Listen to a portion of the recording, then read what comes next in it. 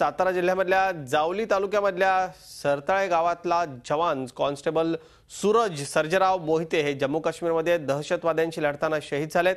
7 वर्षांपूर्वी आपल्या वडिलांच्या निधनानंतर ते आई आणि थोरल्या भावासोबत वाई तालुक्यातल्या सिद्धनाथवाडी या गावात राहत होते। 21 वर्षांचे सूरज 1.5 वर्षांपूर्वी बीएसएफ मध्ये भरती झाले होते। सूरज यांचं पार्थिव उद्या सकाळपर्यंत साताऱ्यात आणण्याची शक्यता आहे। जम्मू काश्मीरच्या कठुआ इथे तब्बल 6 तास अतिरेकी आणि जवानात धुमश्चक्री सुरू होती।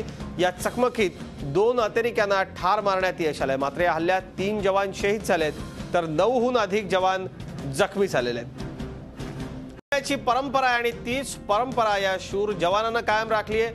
अवघ्या काही वर्षांपूर्वी बीएसएफ मध्ये सूरज सहभागी झाले होते। सूरज सर्जेराव मोहिते यांचं पार्थिव उद्या साताऱ्याला आणलं जाणार। झी 24 तास रहा एक पाऊल पुढे।